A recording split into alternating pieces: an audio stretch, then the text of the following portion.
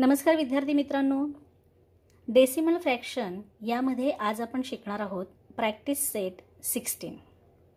Practice set 16 मधील पहिलं उदाहरण आपण पाहणार आहोत.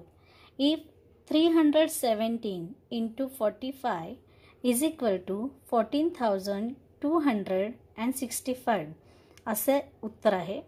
Then 3.17 into 4.5 is equal to question mark. म्हणजे इथे आपल्याला उत्तर शोधायचं आहे.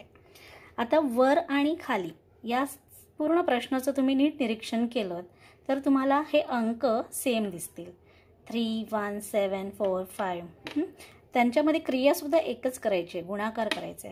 म्हणजे हे सेम अंक असल्यामुळे नंबर सेम दिसत आहेत, त्यामुळे त्यांचं आन्सर जे आहे ते सुद्धा सेम असणार आहे आणि म्हणून सेम अंक असणार आहे. म्हणून इथे आपण लिहिलेले आहेत 1, 4, 2, 6, 5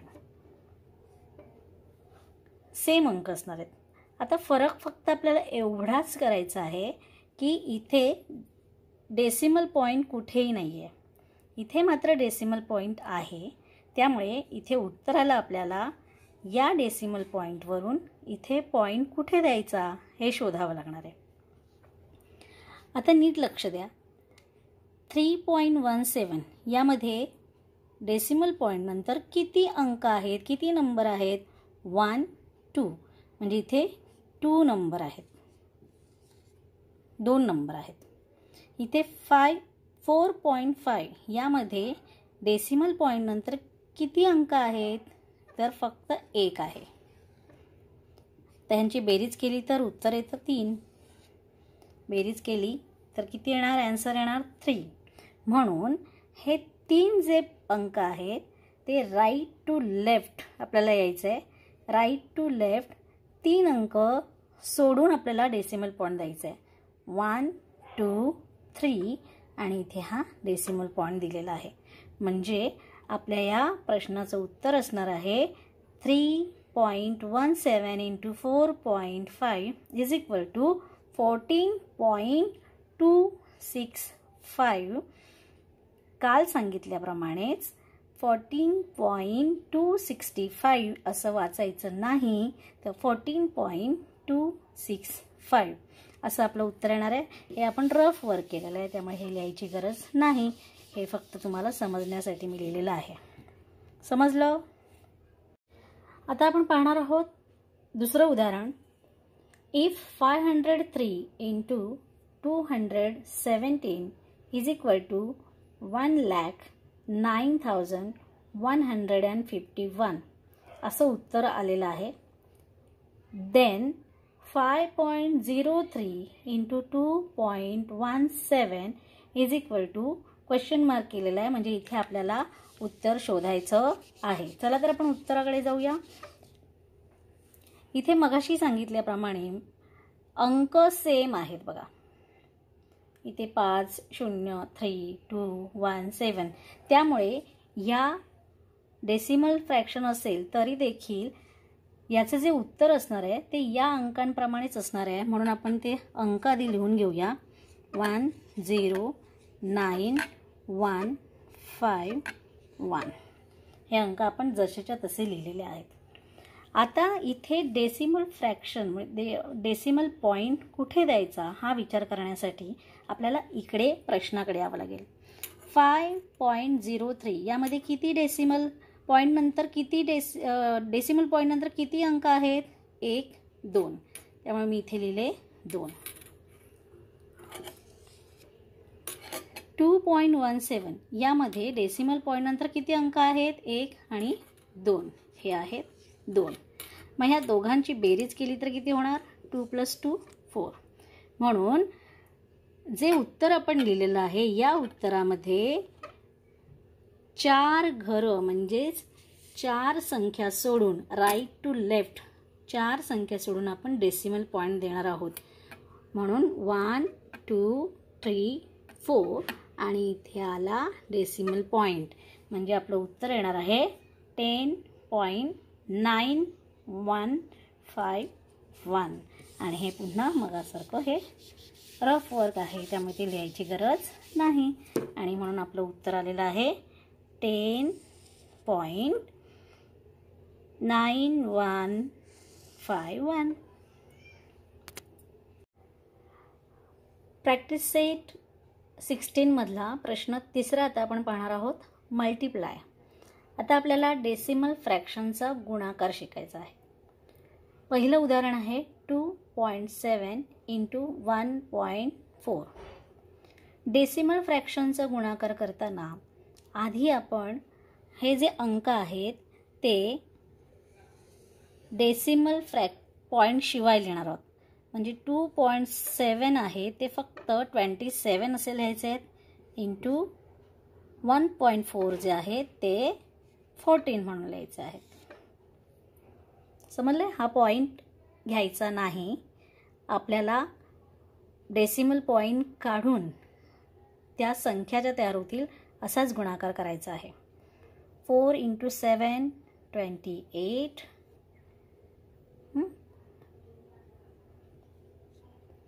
4 × 2 8 + 2 that is 10.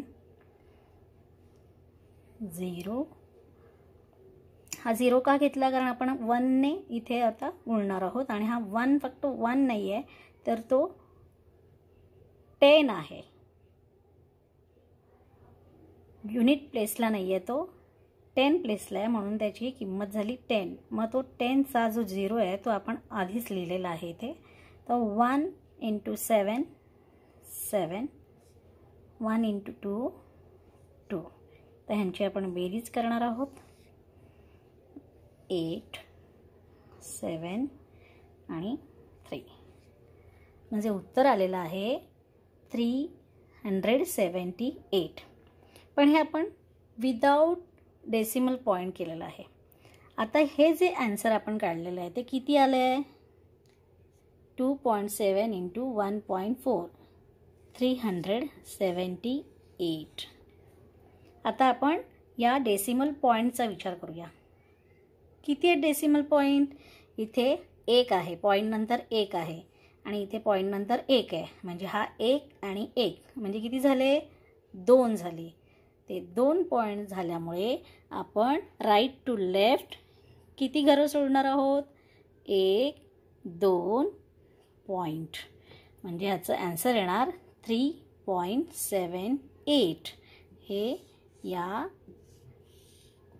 दोघांचं मल्टिप्लिकेशन येणार आहे 3.78.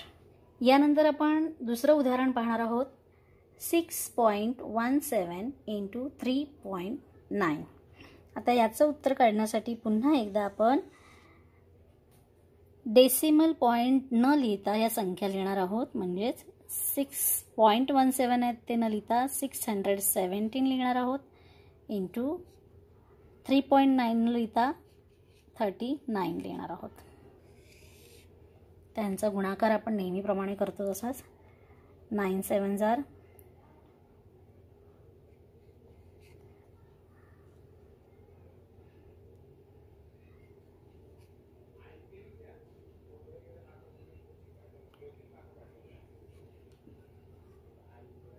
इथे पुन्हा इथे 0 घेतलाय, पुन्हा एकदा 3 आणि इथे हा 3 जो आहे 3 ने आपण गुणणार आहोत.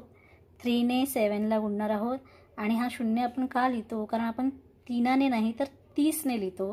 39 मध्ये 9 हे युनिट प्लेसला आहेत, 3 हे 10 प्लेसला आहेत, त्यामुळे 3 ने गुणत नाही, आपण 30 ने गुणतो. तो 0 आपण हा आधीच देऊन ठेवतो.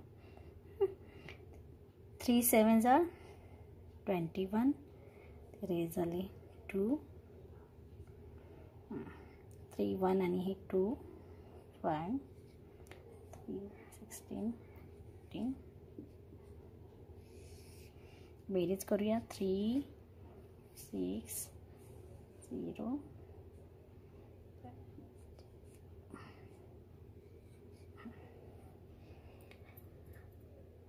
24,063 हे माझं उत्तर आलेलं आहे. आता हेच उत्तर आपण इकडे लिहूया. 24,063. आता हे आपण विदाऊट डेसिमल पॉईंट लिहिलेलं आहे, पण आपल्याला प्रश्नामध्ये डेसिमल पॉईंट आहेत. मगाशी सांगितल्याप्रमाणे या उदाहरणामध्ये या अंकामध्ये डेसिमल पॉईंट नंतर किती अंक आहेत? 1 2 म्हणजे हे 2 झाले. 3.9 याच्यामध्ये डेसिमल पॉईंट नंतर किती अंक आहेत? 1 म्हणजे हे 2 आणि हा 1 असे मिळून किती झाले? 3 म्हणजे 3 अंक सोडून आपल्याला राईट टू लेफ्ट 3 अंक सोडून डेसिमल पॉईंट द्यावा लागणार. 1 2 3 आणि हा डेसिमल पॉईंट इथे दिला. त्यामुळे माझं उत्तर आलं 24.063. आता आपण तिसरं उदाहरण शिकणार आहोत. 0.57 × 2. चला तर गुणाकार करूया. पुन्हा एकदा डेसिमल पॉईंट शिवाय आपण संख्या लिहिणार आहोत. 0.57 म्हणजेच 57 होणार. डेसिमल पॉईंट काढला तर तो 0.57 न लिहिता 0 लिहिला तरी ते 57च होणार आणि म्हणून मी 0 लिहित नाही आहे. 57 57 × हे 2.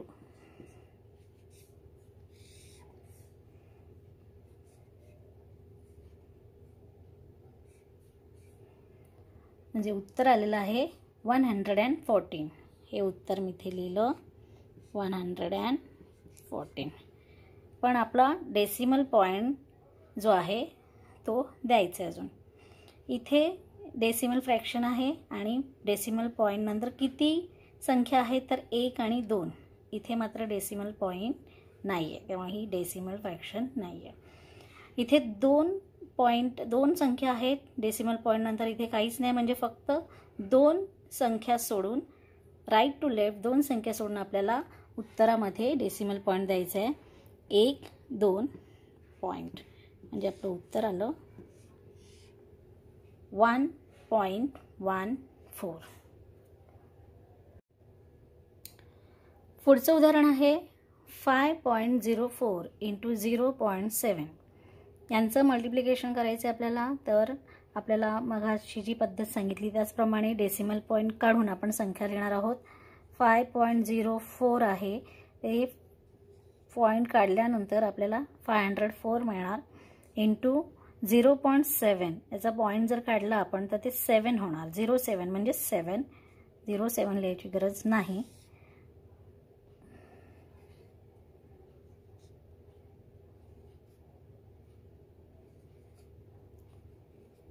त्यामुळे आपल्याला उत्तर मिळालेलं आहे. Answer is 3528. पण हे डेसिमल पॉईंट नसताना आलेलं उत्तर आहे. आपल्याला डेसिमल पॉईंट देऊन उत्तर काढायचं आहे. त्यामुळे प्रश्नामध्ये आपल्याला किती डेसिमल पॉईंट नंतर किती संख्या आहेत त्या मोजाव्या लागतील. इथे पहिल्या संख्येमध्ये डेसिमल पॉईंट नंतर 2 अंक आहेत, हे 2 आणि इथे 1 अंक आहे, म्हणजे हे 2 आणि हा 1 3. त्यामुळे आपल्याला आलेल्या उत्तराला राईट टू लेफ्ट 3 अंक सोडून डेसिमल पॉईंट द्यावा लागणार आहे. 1 2 3 पॉईंट. त्यामुळे माझं उत्तर आलेलं आहे 3.528. आता आपण चौथं उदाहरण पाहूया. वर्ड प्रॉब्लेम आहे. Virendra bought 18 bags of rice, each bag weighing 5.250 kg. How much rice did he buy altogether? If the rice cost 42 rupees per kg, how much did he pay for it? म्हणजे वीरेंद्रने 18 पिशव्या तांदूळ आणलेल्या आहेत. एका पिशवीमध्ये 5.250 kg तांदूळ मावतो. 1 kilo तांदळाची किंमत 42 असेल तर त्याने एकूण किती पैसे किती रुपये पे केले असतील. तर या प्रश्नाच्या उत्तरासाठी आपण बघणार आहोत. 1 bag contains 5.250 kg राईस. एका बॅगमध्ये 5.250 kg तांदूळ राहतो. तर 18 bags contains how much kg rice. म्हणजे एकावरून जेव्हा आपण अनेकांची किंमत काढतो तेव्हा आपण काय करतो? मल्टिप्लिकेशन करतो. म्हणजेच या 5.250 kgने आपल्याला 18 बॅग्सला गुणावं लागणार, मल्टिप्लिकेशन करावं लागणार. 5.250 250 इंटू 18. तर 18चा टेबल जर पाठ असेल तर 18 0 जार 0, 18 5 जार 90, 18 2 जार 36 plus 9 45, 18 5 jar again 90 plus 4 94. So answer is 94,500. इथे आपल्याला डेसिमल पॉईंट दिसतोय. मग हा डेसिमल पॉईंट फक्त इथेच आहे, इथे कुठेही नाही आहे. त्यामुळे हे डेसिमल पॉईंट नंतर 1 2 3 संख्या आहेत, 3 अंक आहेत आणि म्हणून आलेल्या उत्तराला आपण 1 2 3 राईट टू लेफ्ट 1 2 3 अंक सोडले आणि इथे डेसिमल पॉईंट दिला. म्हणजेच 18 bags contains 94.500 kg राईस. आता आपण किती किलो तांदूळ होते ते काढलेले आहेत. 94.500 kg राईस होते. पण त्याच्या पुढे आपल्याला उदाहरणात दिलेलं आहे की 1 किलो राईस जो आहे, 1 kg राईस 1 kg राईसची कॉस्ट जी आहे ती 42 रुपीज आहे. म्हणजे 1 किलो तांदूळ 42 रुपीजला आहे. तर आपलं टोटल जो तांदूळ आहे, राईस आहे, तो 94.500 kg आहे. तर या 94.500 kg राईसची किंमत किती येणार, कॉस्ट किती येणार ती आपल्याला काढायची आहे. पुन्हा एकदा एकावरून आपण अनेकांची किंमत काढणार आहोत. म्हणजे इथे गुणाकार मल्टिप्लिकेशन येणार. त्यामुळे 94.500 इंटू 42.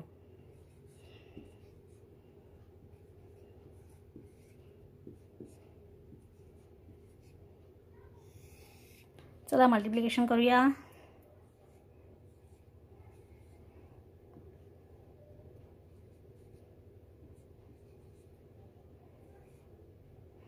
हा 40 आहे, त्यामुळे इथे 0 दिला.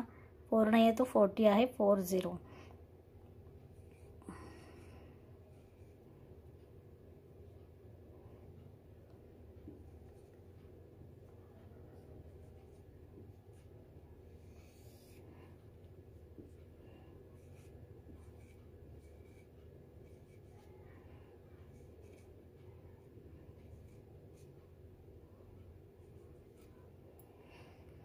हे आपलं एवढं उत्तर आलेलं आहे. पण आपल्याला इथे डेसिमल पॉईंट द्यायचा आहे, कारण इथे 94.500 इथे 3 संख्या आहेत. डेसिमल पॉईंट नंतर 3 अंक आहेत. म्हणून इथे आलेल्या उत्तराला आपण 1 2 3 आणि इथे पॉईंट दिलेला आहे 3969 एवढी कॉस्ट येते. आणि ह्या वरच्या 0 पैसे झालेले आहेत ते, त्यामुळे त्याचं उत्तर आपलं येणार आहे 3969 rupees.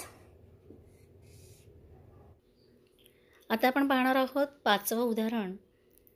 Vedika has 23.50 meters of cloth. She used it to make 5 curtains of equal size. If each curtain required 4 meters 25 centimeters to make, how much cloth is left over? म्हणजेच वेदिकाजवळ 23.50 meters कपडा आहे. तिने समान आकाराचे 5 पडदे बनवले. एका पडद्यासाठी 4 meters 25 centimeters एवढा कपडा लागतो. तर किती कपडा उरला? या प्रश्नाच्या उत्तरामध्ये आधी आपण समजून घेऊया. 1 curtain required 4 meters 25 centimeter. म्हणजे एका पडद्यासाठी किती कपडा लागणार आहे? 4 meters and 25 centimeter. हे आपल्याला डेसिमल फ्रॅक्शनमध्ये कसं लिहायचं आहे? 4 meters and 25 centimeter. सो 4.25 आणि जे मोठं एकक, मोठी जी राशी आहे मीटर्स, ते मीटर्स आपण लिहिले आहेत M. So 4.25 meter. So 5 curtains required how much meters? म्हणजे पुन्हा एका कर्टनची किंमत, एका कर्टनसाठी लागणारा जो कपडा आहे ते दिलेला आहे 4.25 मीटर. तर आपल्याला 5 कर्टनसाठी किती लागेल हे विचारलं आहे. म्हणजे पुन्हा एकावरून अनेकांची किंमत काढायची असेल तर नेहमीप्रमाणे गुणाकार. मग 4.25 मीटर इंटू 5 इंटू 5 गुणाकार करूया.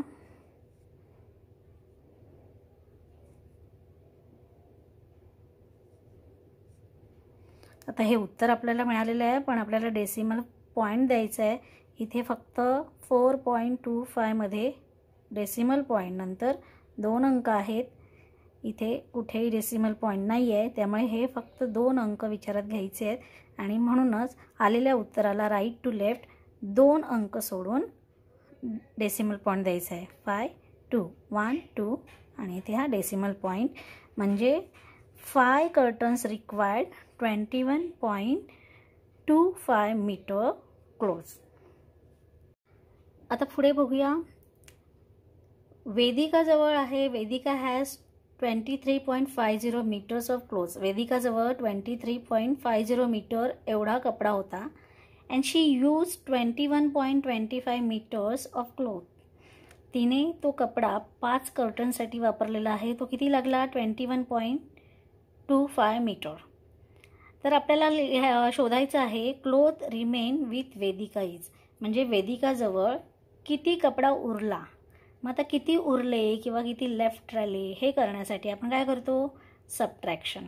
त्यामुळे 23.50 मायनस ह्या दोघांची आपण वजाबाकी करणार आहोत, सबट्रॅक्शन करणार आहोत. 25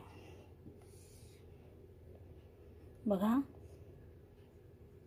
इथे आले 4, 5, 2.20. त्यामुळे उत्तर आलेलं आहे cloth remain with Vedika is 2.25 meter. म्हणजेच 2 meters and 25 centimeters.